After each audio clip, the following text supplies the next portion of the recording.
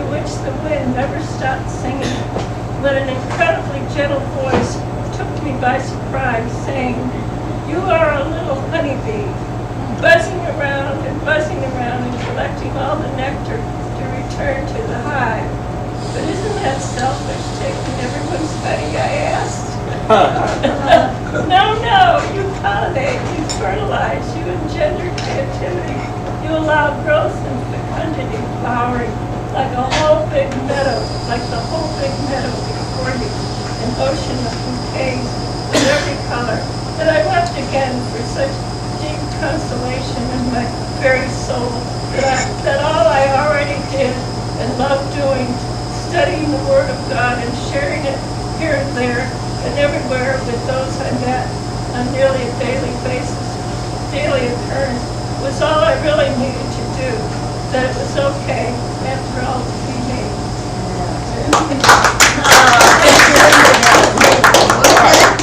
And our next poet is actually our selected poet, Greg. All right.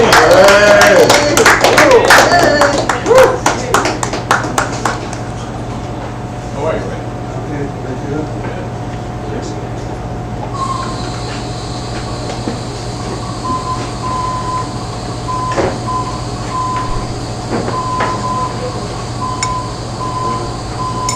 So, I have poems that I've read before, but also I have a new poem. I wanted to have a new poem for this particular day,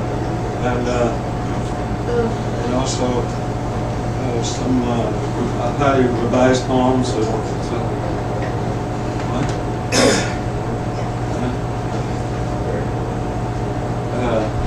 So I hope there are some things you haven't heard before, but I'll try to read them freshly, so if you heard them before, they'll be of interest. Okay, the first poem is Ambrosio, dedicated to Barbara. Ambrosio to Barbara. I linger over your reflecting waters, quietly smiling in a flaming sky. I dance joyfully on your soft shore, heaving winds whispering, "Woman, wondrous fate." I feel the shadow of your blood spill like 1,000 warm seeds upon my body, into my arteries, where rainbow-plumed phoenix snap radiant silver beaks, sing strange warbling songs, and feed on our flowers' flaming wings, your ambrosial offerings. Woman, wondrous fate.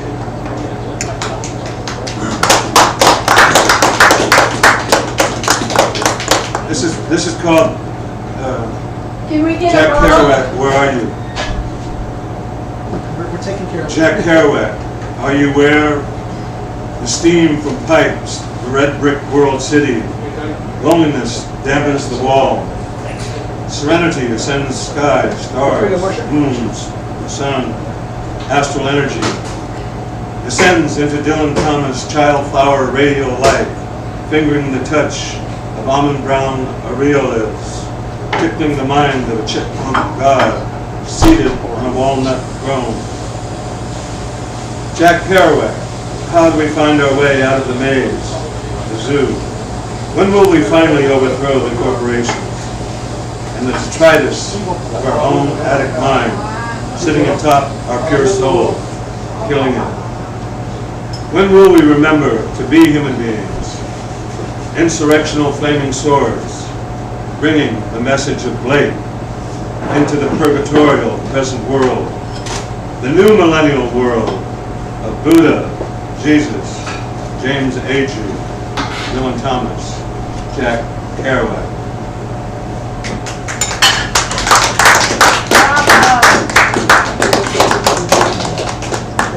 So this is entitled Parallel World Enunciation.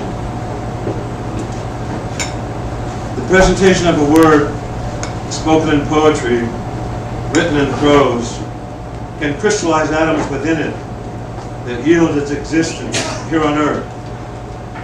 There exists a parallel world where American Indians discovered Europeans, where the Tahitians discovered Captain Cook.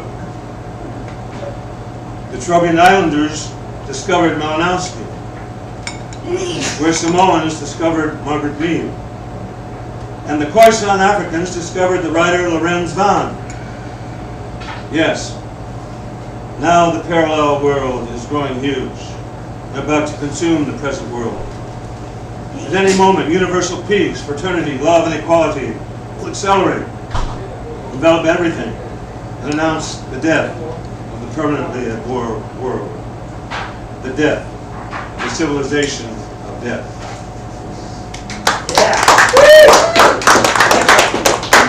Thank you. I didn't realize you hadn't done that. Okay, thank you. All right, thank you very much. Now this is entitled The New American Pyramid.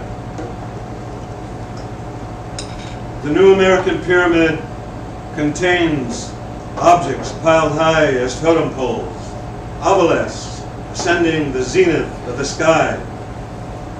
Contains the combustion engine sports utility vehicle, the new sunboat of Ra, for carrying the new Pharaoh, towing the mechanized Channel Sun for his death in the west, its combustion engine trajectory,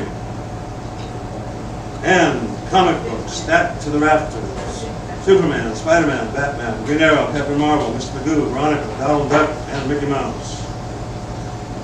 There are various halls, chambers, cantilevers, painted with untranslatable political oratory hieroglyphs, left for some future mystigot.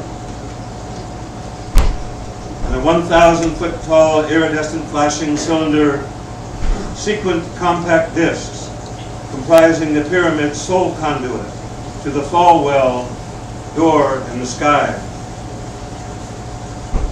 And plethoric polyethylene, polyurethane, polyester, polymorphous plastics of every probability, flakes, paraphernalia, platters, widgets and wonders of all plasticities and plastic cities. And televisions, and film theater screens where moving figures appear. We fight 1,000,000 times the battle of Custer's Last Stand. But this time, the cavalry wins and the Indians lose 1,000,000 times. Sometimes American Indian figures are replaced with African, Asian, or Arabic figures. Now cheap labor from almost every land builds the cheap pyramid of death and triangulates its piles of cheap objects. Isn't it time, I ask, even a time beyond the time, to tear down this sanctum of death, this pyramid of infinite, sparkling illusions?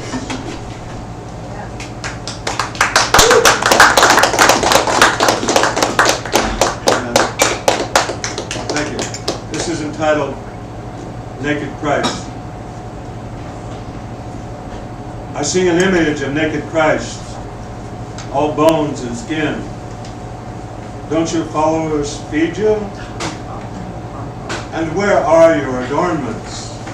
The gold and inlaid jade of Shiva, the aegis of Athena, the water lily of Buddha, Adonis's crown of emerald shoots. I see you, the naked Christ, on almost every street corner. A few rags, a bruised body, naked veins and arteries, and the pattern of a broken menorah. A felled family tree, veins and arteries, strong rivers once, one great flooding delta, humanity, now narrowing, parched, choked, encrusted. Another blood signature of the coming apocalypse.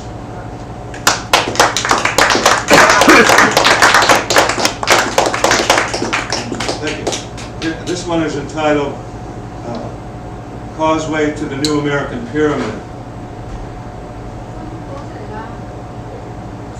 After all alpine glaciers and polar mountains of ice, veritable Bach cathedral fugues, decrescendo into a collapsing world, flames exploding at the edges.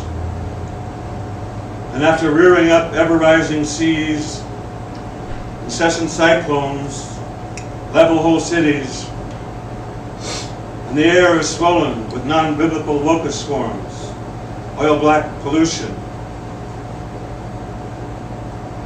And after seasons, switch sequences, and gnarled rutted roots of upside-down trees swim a neon-pink sky to the bloated sun. And honeybees are giving up their ghosts in their own little ghost dance, no longer pollinate what is a boiling hot, hurricane-swept planet. And after the starving, febrile people are morphing into bone-thin plastic mannequin crucifixes, their arms fixed, outstretched in death, lit up by suns and stars swooping over the endless apocalypse, infinite Golgothas. After all this, shall we build a new American pyramid for our dead kings of the stock market? Is all this a nightmare, or is this our incipient present, our immediate future? Let's wake up.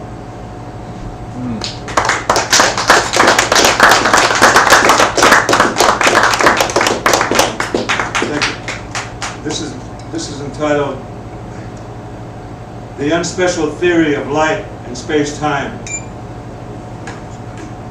The giant furnace of sun bends starlight, curves space-time.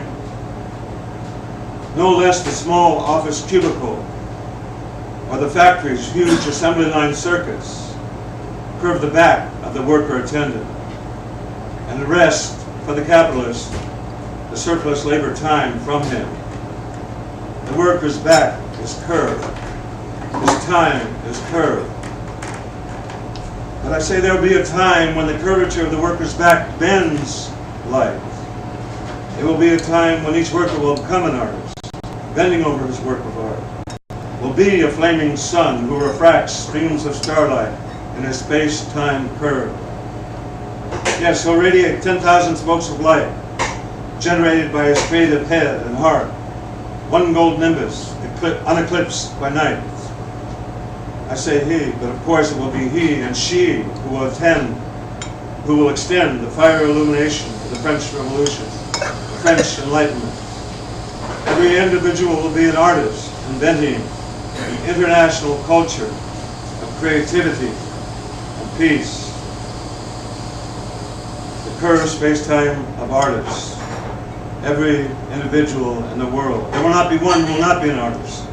Expanding, intensifying the electromagnetic spectrum of imagination, the red shift of creativity, the radial light of a loving sensuality, the iridescent music of the universe.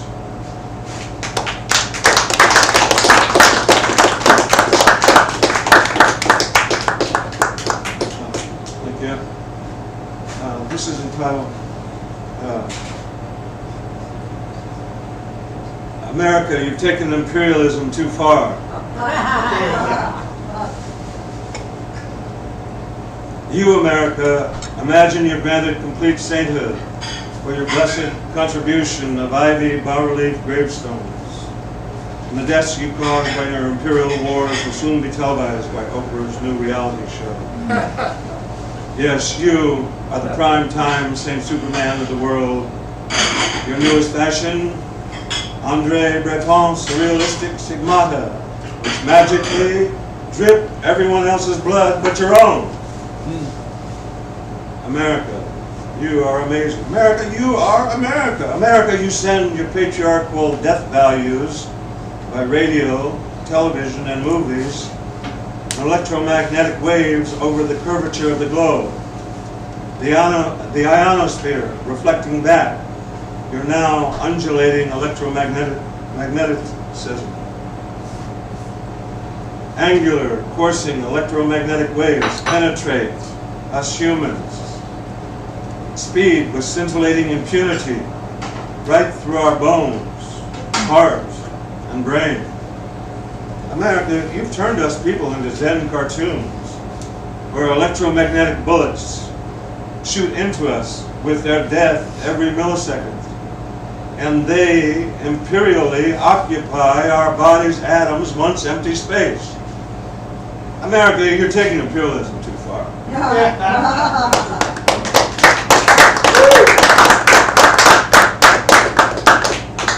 Thank you. So here's a poem I wanted to dedicate to Stephen, but okay. Okay, so this is entitled "The Revolution May or May Not Be Televised." It won't be the French Revolution, the Russian Revolution. It's going to be the American Revolution. It won't be Great Toussaint Overture in Haiti. It won't be Emiliano Zapata in Mexico. It won't be Vladimir Mayakovsky's exploding early spring. It will be the American Revolution. It will be Mayakovsky's brother artists, sister artists, his son and daughter artists. It will be the American Revolution. The American Rimbaud, Bob Kaufman. It won't be Socrates and Plato. It will be John Coltrane and Albert Ayler and mystagogue Jack Kerouac transliterating the shimmering hieroglyphs into Proustian prolific words. American Awakenings. No, it won't be Gigantean Fidel Castro and Che Guevara. Bright radiance, morning sky for all Latin American peoples, and yes, all of us. It will be the American Revolution. It will be the American Revolution in the spirit of Haymarket Square, Chicago, May 1st, 1886. The American surging immigrant crowd, seizing the sun itself, seizing back time, the 8-hour workday for all Americans. It won't be the Mexican Revolution, the Haitian Revolution, the Cuban Revolution. Jack Kerouac's Played Moonlight in American Gutters refracts a resurrection, the prisms, holy spectrum. It won't be the Sandinista Nicaraguan Revolution. It won't be Garcia Lorca and the Spanish Republicans. It will be the American Revolution. It will not be any one of these revolutions. It will be all of these revolutions and a new illumination. It will be all of them, and it will be a new illumination. John Coltrane and Albert Ayler and mystagogue Jack Kerouac transliterating their shimmering hieroglyphics into Proustian prolific words. American Awakenings.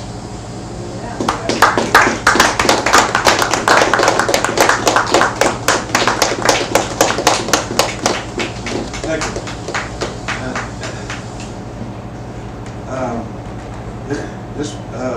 This is I consider it kind of a new poem. It's a drastically revised poem where cut off 3/4 of it or 2/3 of it and made it quite a bit better. Okay, so I'm hoping that it stands up as it is. So anyway, this is entitled "The Cosmic Christ in the Neon City." Tonight, the cosmic Christ is a denizen of desperation in the neon city pulsation, as is, in a sense, most everyone. Now encompassment of the cosmic Christ's head, his crown of thorns, an electrified nimbus. Yes, a halo of electricity. Now adorning the cosmic Christ's crucifix. Wild whirling light of golden and coiled neon, sequential electric lights, incandescent globes, flashing radiances, and a giant penumbra of hellish electric red.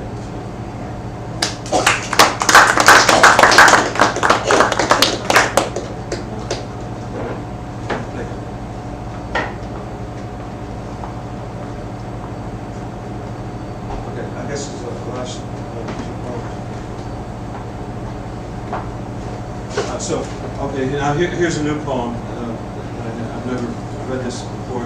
It's just written a few days ago. I working on the last 2 books. This is entitled, Her Bones Are Articulate Sentences.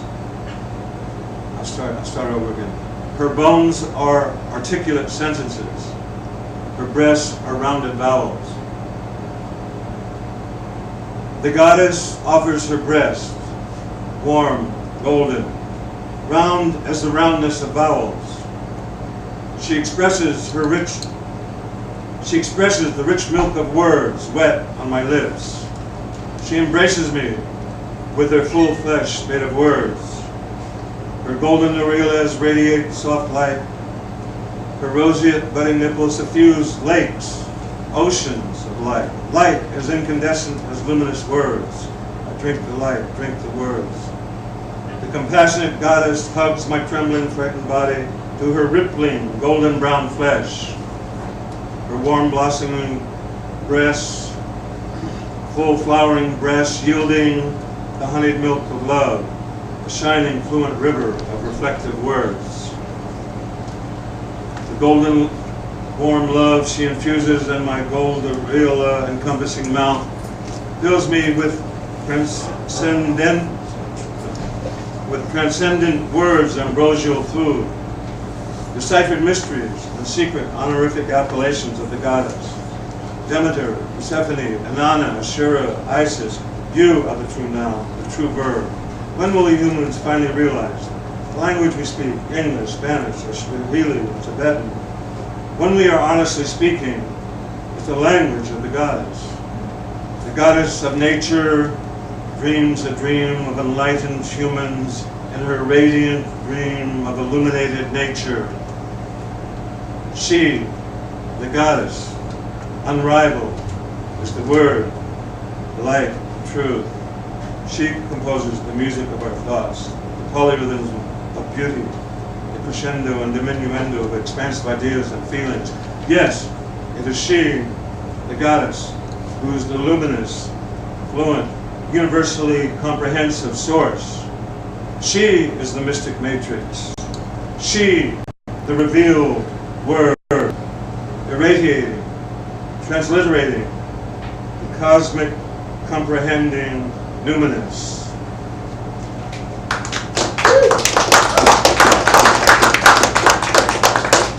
Thank you. So here's my last poem. It's, I read this 2 weeks ago, but I thought I'd like to read it today as the final poem. So this is entitled The Monster-Sized Telescopic Data Catcher with Convex Lens Pseudopodia. Just rolls off the tongue. Short catchy titles, yeah. Low rumbling sound of the humming world. Sound vibrations are transformed to light and back again to sound. Beamed to and bounced from space satellites. Triangulated, digitized, transmogrified. Now the profile and full portrait of the monster are focused in the giant lenses of my near Earth-sized telescope. My huge concentric telescope tubes now sliding gradually out. Yes, towering length, one succeeding another, 10 new cylinders, then 100, 1,000, now 10,000 graduating tubes spying on all of time and space. The gigantean telescope is 100,000 telescopes stuck together like the crazy threads of a black widow's glistening web. It is a cosmic maze of gargantuan black tubes and the 10,000 variant terminations of one-eye convex lenses. It encompasses the entire universe.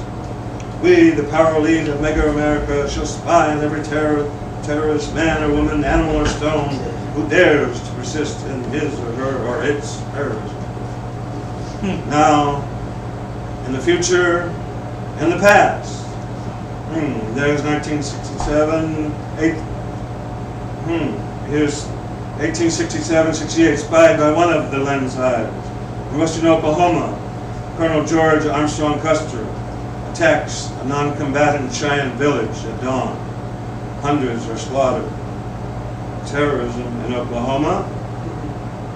There's another lens, another image. From 1962 to 1996, the CIA sustains its counterinsurgency in Guatemala, yielding the deaths of 200,000 people, mostly Mayan Indians. Terrorism in Guatemala. Another convex lens, another vexing image. Here from 1990 to 1991, the CIA provides support to 1990 to 1991. The CIA provides support to Mujahideen guerrillas fighting the Soviets after their invasion of Afghanistan. Yes, Mujahideen and Al-Qaeda type guerrillas, who shall be 10 years later the monster terrorists of the East. Ah, yes. The tangled maze of telescopes stretches around the world. And finally, after ever-arching its mammoth erector set vertebrae in a completed circle bristling with radial tubes and lenses, it arrives at its circular destination. A sparkling image of me, the powers that be of Mega America. America, the lead terrorist and drone killer in the world. Imperial magnificence magnified. Yes, me, the powers that be of Mega America. Yeah.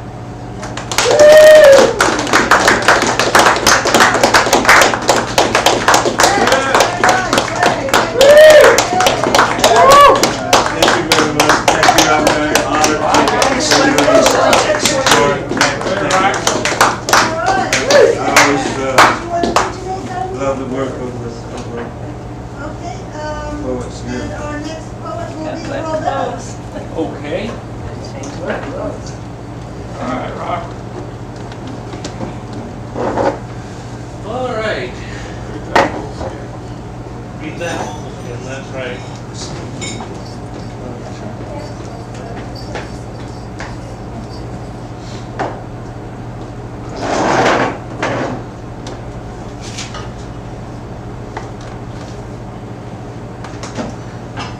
Somebody else's notebook is sitting up here. I wonder if there's better stuff in it than mine.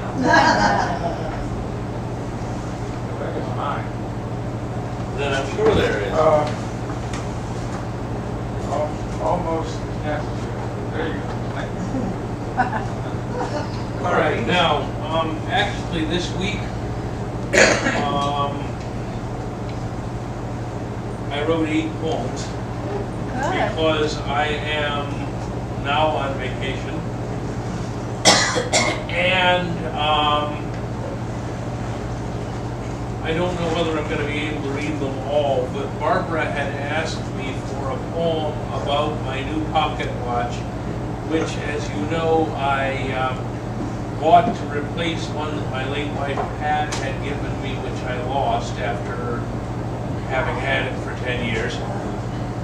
And the new watch is nice. It's never going to be the one Pat gave me, but it is nice.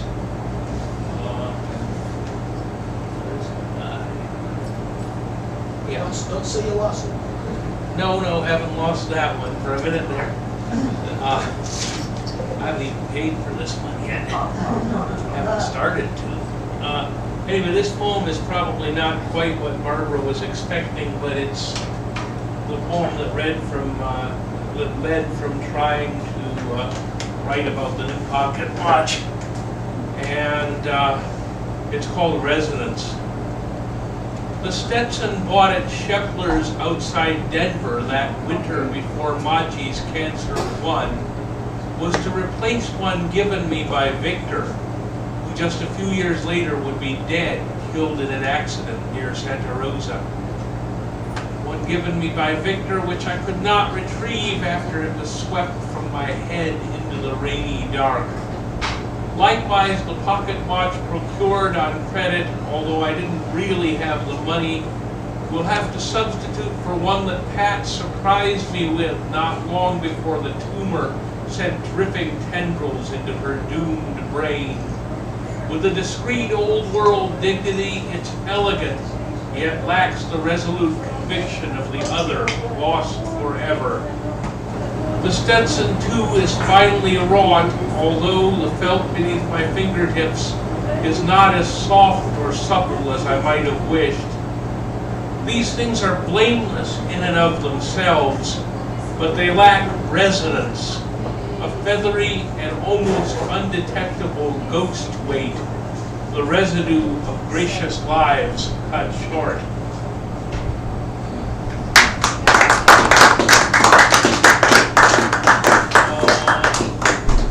Then,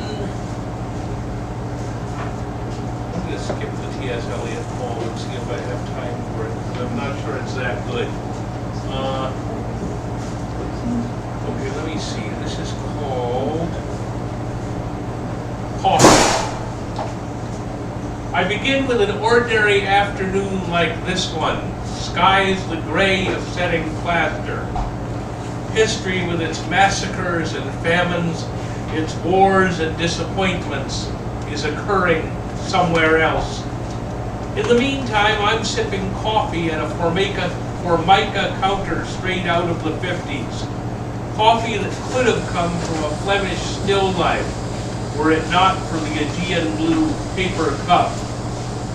There's a ceiling fan overhead, blades dented and blurred with dust, motionless because it is summer in San Francisco, a season of fog and relentless cold. And there's a donut on a chipped plate in front of me, a raspberry cruller whose glaze in the diminished light probably doesn't figure in our story, although, as I said a moment ago, this is only the beginning.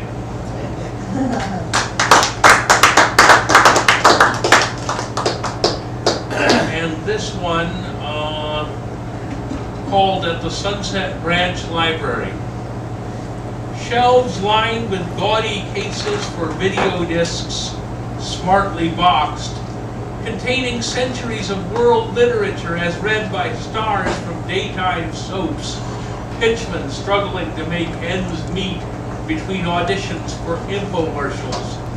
At first glance, you're tempted to think there isn't an actual printed book in the whole place, but looking closely, you notice across the long table an elderly woman taking notes in Chinese from a volume bound in vivid red and gold, her cahier turned sideways to accommodate columns of intricate characters that seem too ancient to be flowing from a plastic ballpoint.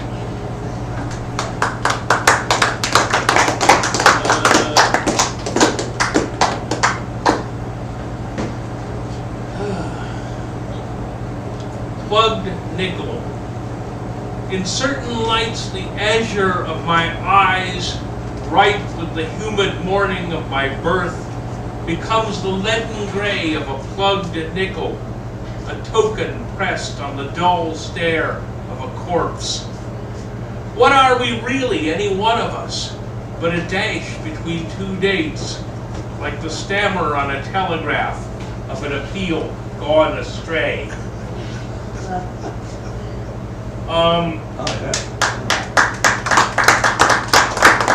Next poem is called Aubade, which is a French term that comes from the word aube, which is the dawn.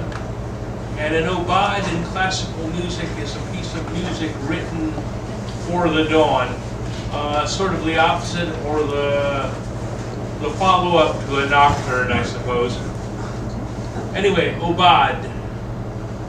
Every morning before summer school, as I sit alone in the classroom waiting for the first bell, centering, a student whose name I do not know passes outside my window, singing loudly, nonsense syllables spilling into the courtyard still damp with dew, clear, untroubled notes, as much a part of the breaking day as the smell of rain on leaves, the heat that licks the concrete as the fog disperses. This one's called We Can't Exactly Say.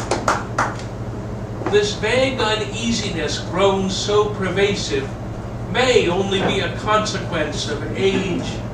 So many whom we loved already gone, we find ourselves bewildered by a deadness that settles in the corners of our lives. Memories a slideshow from a simpler time, events forgotten and the clothing strange, faces familiar but the colors wrong. And what was that address where we once lived? Phone number that we always knew by heart, unanswered now by anyone alive, but rings and rings in a house long since torn down.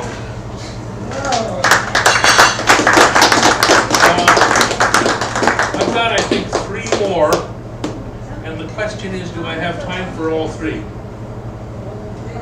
have one more minute. I think it's the more time. Are they? No, that's fine. All right, in fact, I'm going to give up. I don't think I can do anything more in 1 minute. Could you read the one again? Could you read the last one again, please? Why don't you do one You can do more? one more.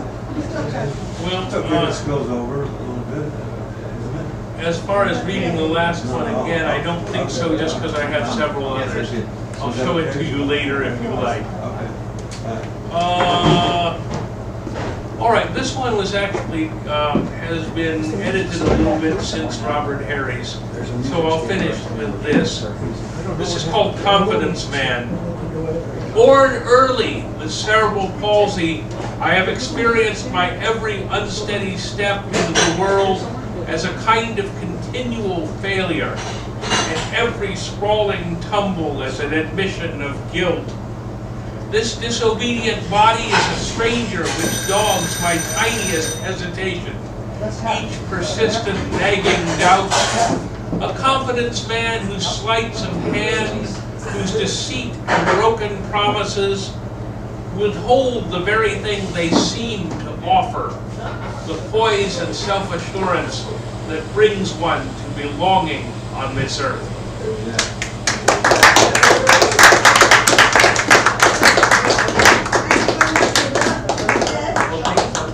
And our next board will be Ricardo. Thank you, Barbara. Thanks for reading that last one. Oh, thanks. Slightly edited. I was appreciative of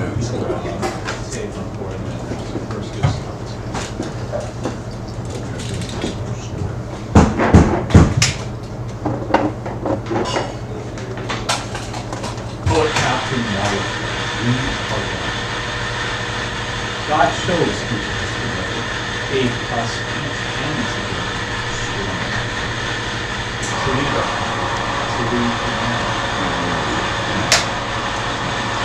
2012 Humanity Walking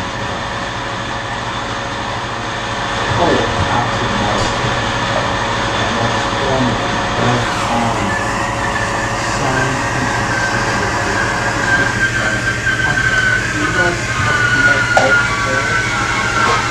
when appropriate, public, in the grandest fashion.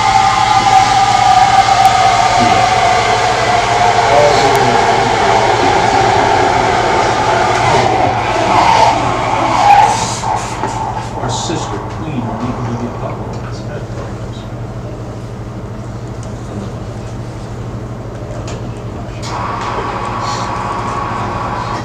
I love you.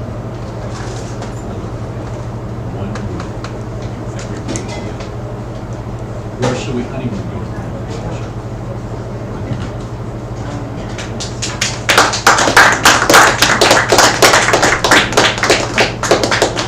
For those of you who survived,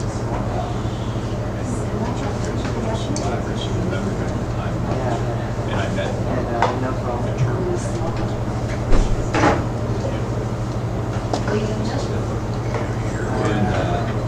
I met Marlo in the summer of 2000. Language of God, person, I had years. Table, Spencer Christian. Pray, Angelina.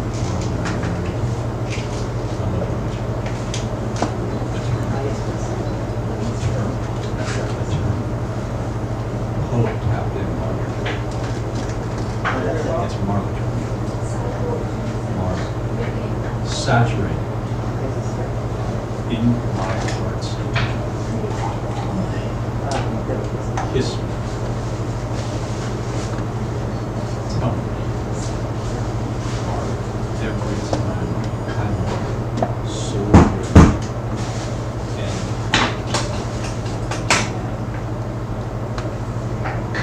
the fragrance of evil.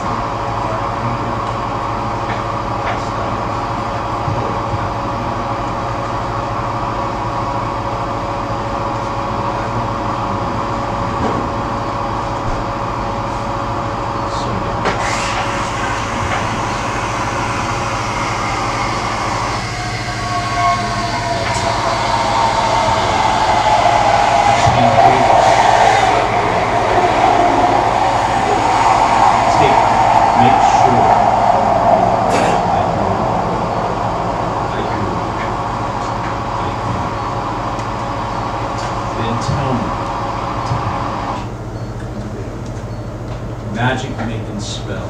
I love it. No ink.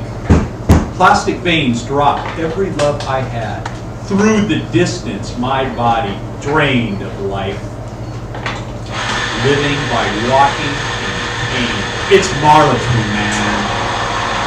Sleeping in horror, sleep, my nightmare. Bigger world. Hours of sunrises from morning until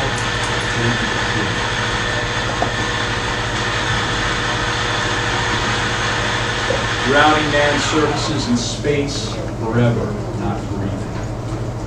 The only place my mind is free, waking as though I've never slept, an eternity of midnights followed by new days of repetition. Creation of calendars without meaning, papers turned in and dated as nondescript as hourglasses upside down. Talk back its grains, measure had fallen a little, inertia, moving.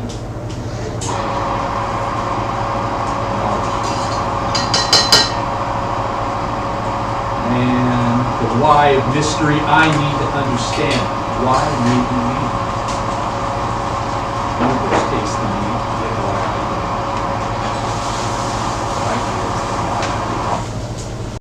What I get is that signs tell us this way and that. Faith.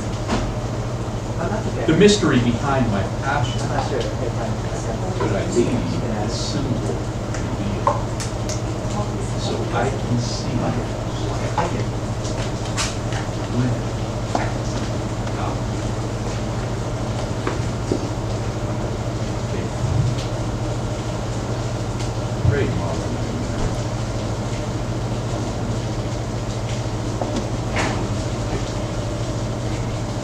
First infinite devours. Towards discovery, fractured knowledge, segments, here. Looking back onto miles before,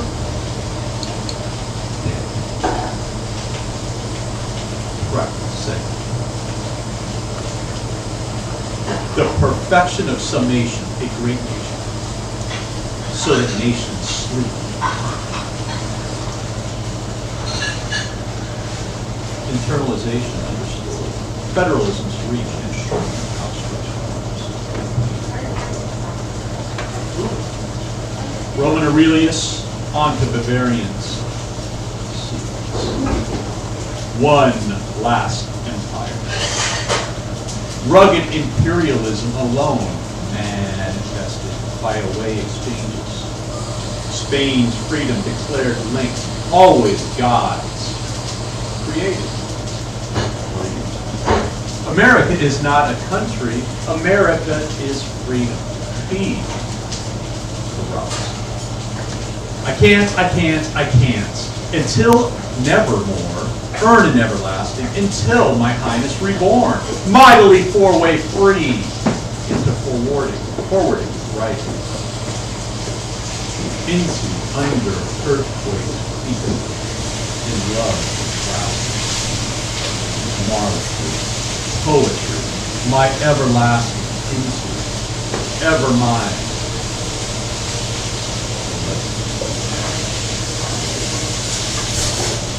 Second, universes coming closer.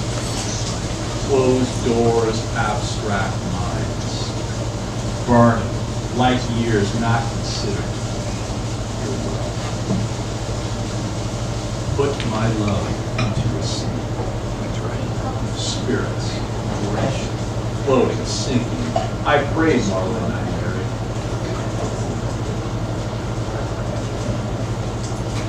Forever, love, eternal, eternal, eternal.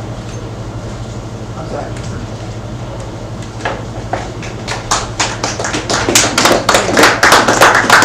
Thank you. This is dedicated to our United States Army. And there's an ad. It's up on the bulletin board up there. It's not on the internet today. It's Army recruiting U.S. Army soldiers for pension and internment camps. They staff 72 hours after hiring. Go Army, believe. Lois Rich. Loud treachery. Minutes past. Understanding. So perfect. This song's not over. I have 37 words to tell you. I love you. I mean, encapsulate words. Encapsulate. It is endeavor. Romance back. Freemason. Pedophile. This is it. Screech. Missing you. A minute at a time.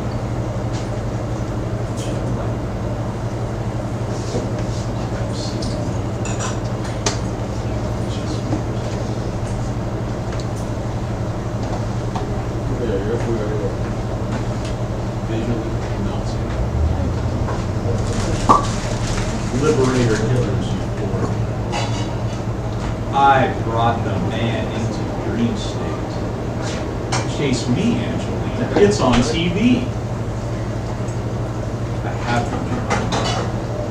So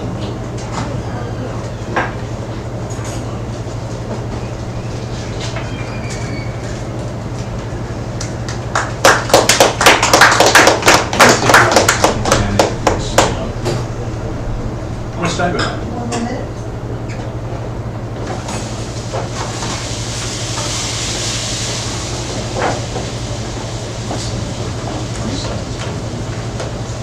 It is not each a skip. It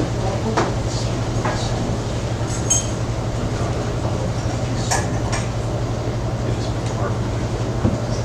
I love you, Arthur Jade. I love each of our children. Marla, Angelina, eternal. Brothers George and Russell, all and each in our family together. I love you. Thank you, Sarah Brown. Thank you. Owen is Owen.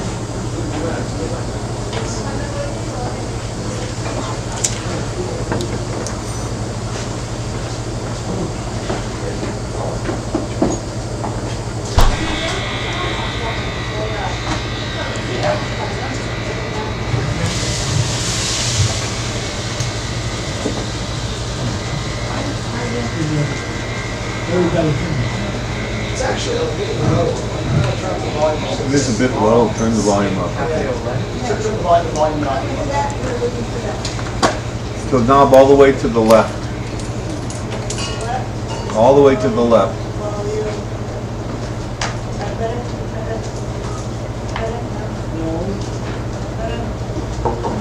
Yeah, yes.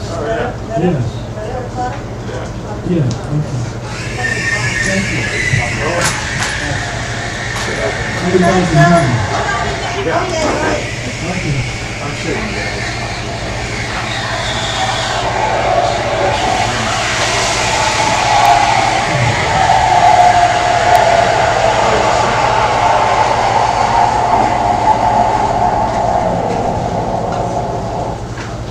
This I wrote on Steve Kerman's advice.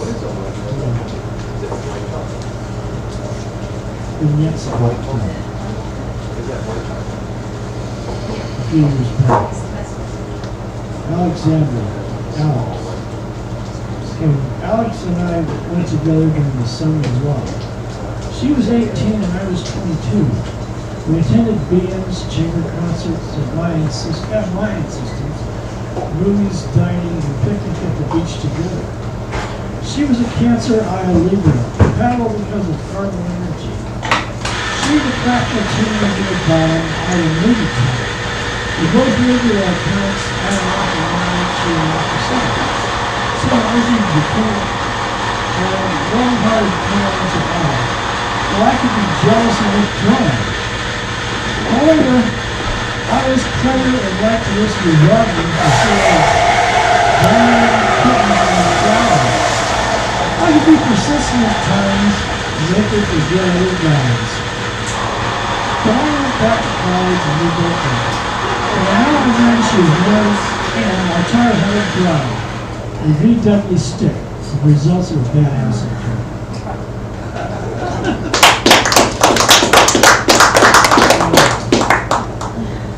Now here's a poem. Alone with a metaphor. Alone at night with a metaphor, the church rings a chant of bells at 6 o'clock.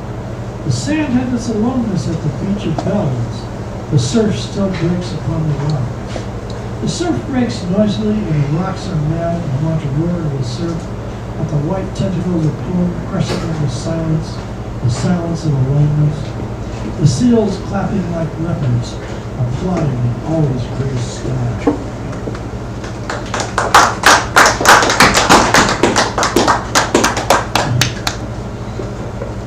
This is a bad poem trying to be original. A faint wind stirs the trees into shade. I sit helpless over the loss of metaphor. Language that was a joy has disappeared into a curse. A curse from confusion. Confusion that gallops and cavorts about the library during Quixote-like deed. Cavorting about, bumping into itself, trying not to be good-natured.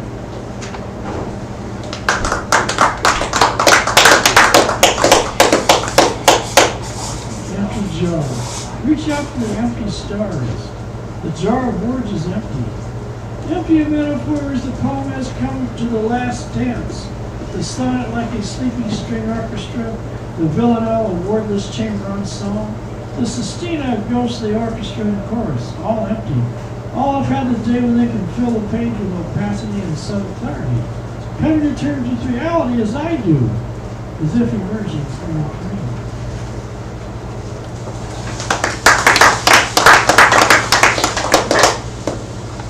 The Wounded Sky, by Steve Mack. Dreams bright that go unanswered. Leaves barely move in the furtive sun. The sky pure and blue as if it had been ordered to do so. Ordered to be pure and blue instead of gray and dark. Sunny skies can heal all wounds. My spirit wounded during the day. Big things, little things. Some people say it their way. Poetry, learn to think, feel. Sonnets arrive online, on screen. Real life and death and life. No Yeats. Yes, I mourn Steve Mack, Yeatsian, whose proud phrases rang out at sacred grounds every Wednesday. It struck me dumb when he passed away. I'm not sure it had been intended that he should have been taken.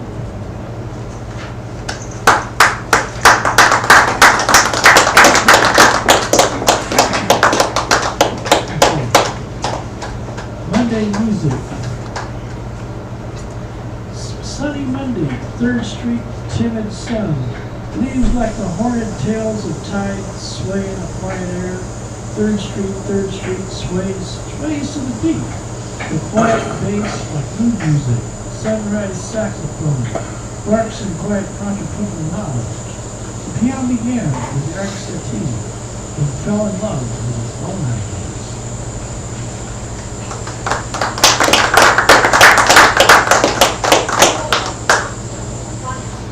The sultry things, the sultry fierceness of the wind in the trees, a strange July filled with fog, People roar their confusion at me.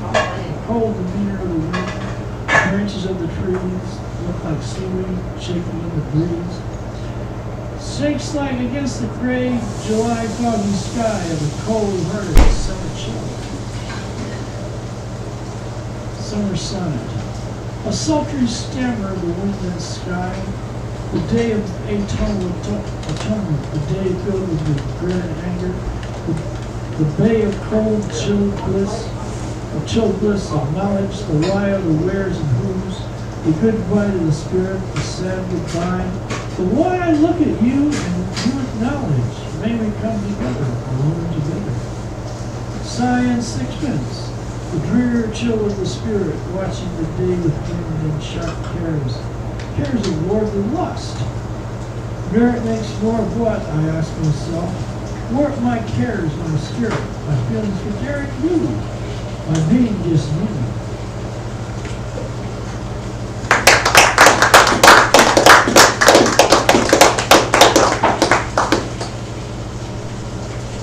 A Baroque evening, as introspective as snowfall.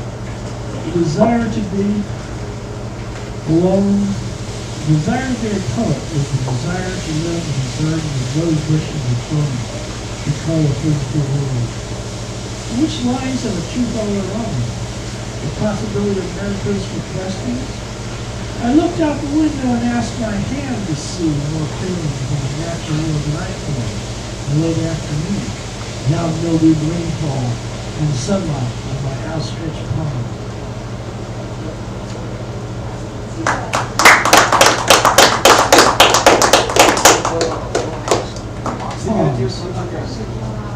Only the chatting midnight rain beats down from its sultry showers, berates a unicorn upon its sultry towers, chimes to its nocturne time again, wetting its lips upon my ease of pain.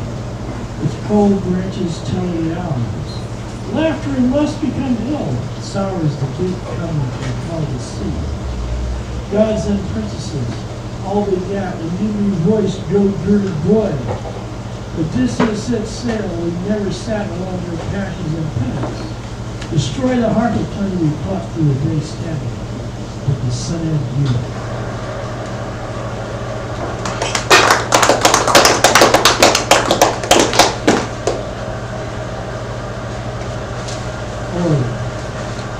That ball of fire of the sun walks by the sky. My mind sidesteps the slow charging minotaur of pleasure. Sunday quiet as a tombstone goes back and forth with the doomsday rock. Washed overnight by the waves, the skies up and hover through a cloud of sea. Midday clouds bottom and moon with sun-drenched and mountains.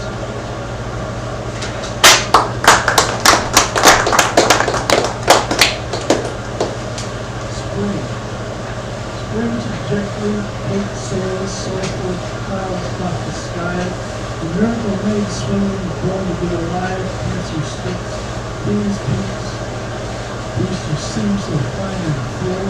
The long ways foretell the future, break now, pay later. Lock the ghost to guide, and the seashells sing to the mountain wise. Really going practice and singing the last syllables. Beg the air from more, the trajectory the wind tells you, feeling. The end is near 2 more times. Death in the main, last till dawn.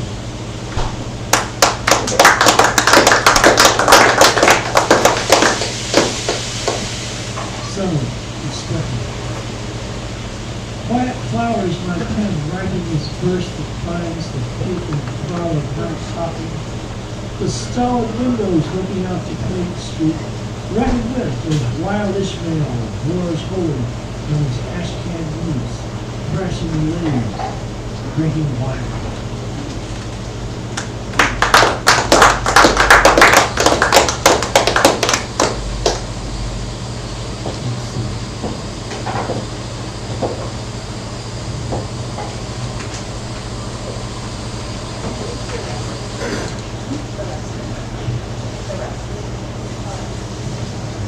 Litany of sound.